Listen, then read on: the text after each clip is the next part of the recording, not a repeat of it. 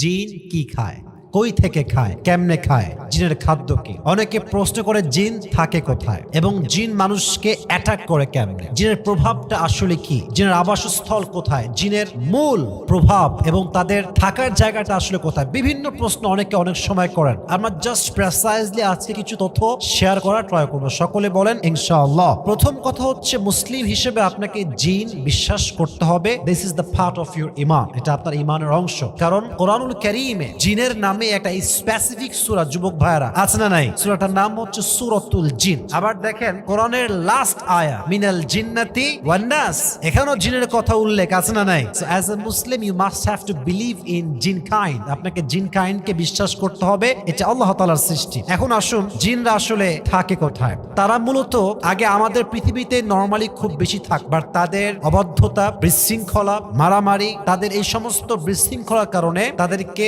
দ্বীপ, জঙ্গল এই দিকে পাঠিয়ে দেওয়া হয়েছে। বেশিরভাগ জিন বসবাস করে দ্বীপে, জঙ্গলে, সমুদ্রের অতল গহ্বরে, গভীর পানির নিচে তারা বসবাস করে। এখন আসুন, এই জিনকে আল্লাহ তাআলা কি দিয়ে সৃষ্টি করেছেন? কোরআনে আসছে, ওয়াল জান্না খলাকনাহু মিন ক্বাবলু মিন নারিস সামুম, আল্লাহ তাআলা জিনকে সৃষ্টি করেছেন খাঁটি আগুন থেকে। মানুষ তৈরি মাটির দ্বারা, জিন তৈরি কিসের দ্বারা?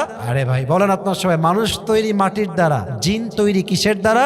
আগুনের দ্বারা। আচ্ছা, একটা বিষয় আপনারা অনেকে জানেন হয়তো বা, আবার দেখা যাচ্ছে যে যারা আমরা পড়ি না, আমরা জানি না বিষয়টা। সেটা হচ্ছে এই জিনের উপরে কিন্তু নেকড়ে বাঘের প্রভাব আছে। নেকড়ে বাঘ যদি জিনের দিকে একবার চোখ মেলে তাকায়, জিন ওখান থেকে আর নড়তে পারে না। অনেক ওলামা একরাম তাদের কিতাবে এই কথা এনেছেন যে আল্লাহ তাআলা নেকড়ে বাঘকে এমন এক শক্তি দিয়েছেন, যখন নেকড়ে বাঘ জিনের দিকে তাকায়, জিন তখন আর নড়তে চড়তে পারে না। ইভেন নেকড়ে বাঘ তাকে তখনই সেই মুহূর্তে চাইলে আক্রমণ করতে পারে, তাকে সে আঘাত করতে পারে। একটা ঘটনা আমি পড়েছিলাম এবং এটা প্রায় ওলামা একরাম তাদের কিতাবে নিয়ে আসছেন এবং আমি এই ঘটনাটা প্রায় শুনেছি অনেকের কাছ থেকে, যে একজন মহিলা তাকে প্রায় জিনে ধরতো, প্রায় জিনের সমস্যা করতো। তো একদিন সে জঙ্গলে গিয়েছে ছাগল চড়াবার জন্য। তো সে দেখতে পাচ্ছে হঠাৎ একটি নেকড়ে বাঘ তার সামনে দাঁড়িয়ে আছে, বাট মহিলা দেখছে যে নেকড়ে বাঘের যে দৃষ্টি এটা তার দিকে নাই, অন্য একটা অদৃশ্যের দিকে সে তাকিয়ে আছে খুব কড়া চোখে, এবং ঠাস করে সে নেকড়ে বাঘ দৌড় দিয়ে গিয়ে এক অদৃশ্যের উপরে হামলা করছে এবং কি যেন সে চাবিয়ে খাচ্ছে, বাট কিছু দেখা যাচ্ছে না। তো মহিলা বললেন যে আমি যখন বাসার দিকে ব্যাক করছিলাম দেখলাম ঠিক ওই জায়গাতে কিছু হাড্ডি পড়ে আছে। এর মানে হচ্ছে এটা, নেকড়ে বাঘকে আল্লাহ তাআলা এমন একটি শক্তি দিয়েছেন, সে চাইলে জিনকে বশীভূত করতে পারে। সে জিনের দিকে তাকালে জিন আর ডান বাম করে নড়তে পারে না।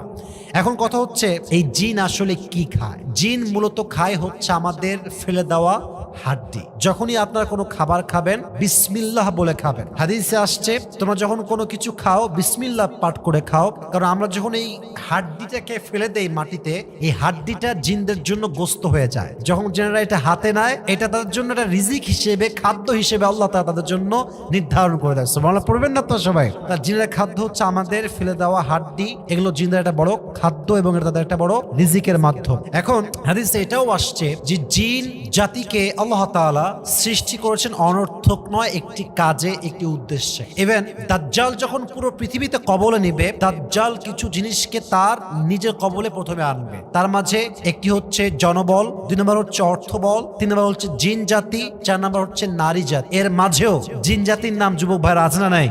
তাহলে জিন জাতি অনেক গুরুত্বপূর্ণ একটি বিষয় আমাদের বিশ্বাসের ক্ষেত্রে, ইমানের ক্ষেত্রে। এটা আল্লাহ তাআলার সৃষ্টি, এটাকে অস্বীকার করা যায় না। তারা দ্বীপে থাকে, জঙ্গলে থাকে, বিভিন্ন যেগুলো জঙ্গল, ঝাড় ঝোপ ঝাপটা, যেখানে দেখবেন যে বাঁশ টাস রাখা আছে, খুবই জঙ্গল, পুরাতন জায়গা, এরকম জায়গায় প্রায় সময় জিনেরা বসবাস করে। জিনদের খাবার হচ্ছে হাড্ডি, এজন্য এই জিনদের হাড্ডি খাবারকে আপনারা নষ্ট করবেন না, এখানে পেশাব করবেন না, এটা দিয়ে কুলুক করবেন না, অপবিত্র করবেন না। যখনই খাবার খাবেন বিসমিল্লাহ বলে খাবেন, এবং কখনো জিনদের খাবারে নষ্ট করার মতো কোনো কাজ করা যাবে না। আল্লাহ তাআলা আমাদের সবাইকে মানা, বোঝা এবং আমল করার তৌফিক দান করুন। সকলেই পড়া আমিন।